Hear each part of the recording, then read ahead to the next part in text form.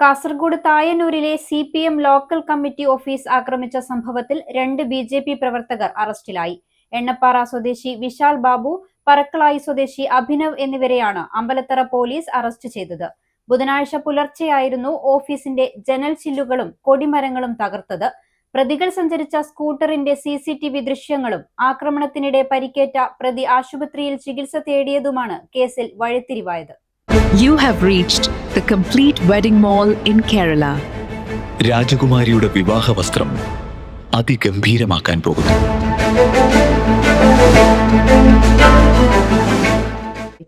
ബുധനാഴ്ച പുലർച്ചെയായിരുന്നു കാസർഗോഡ് തായന്നൂരിലെ CPM ലോക്കൽ കമ്മിറ്റി ഓഫീസിന് നേരെ ആക്രമണമുണ്ടായത്.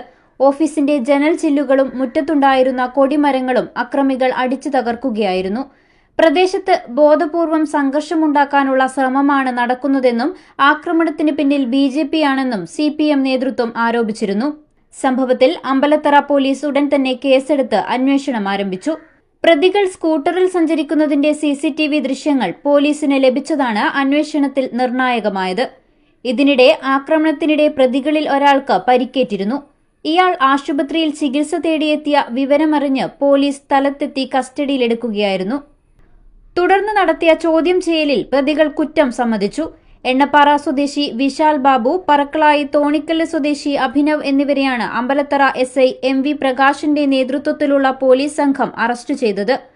പിടിയിലായവർ BJP പ്രവർത്തകരാണെന്ന് പോലീസ് സ്ഥിരീകരിച്ചിട്ടുണ്ട്. പ്രതികളെ കോടതിയിൽ ഹാജരാക്കി. News 14 live, Kasaragod.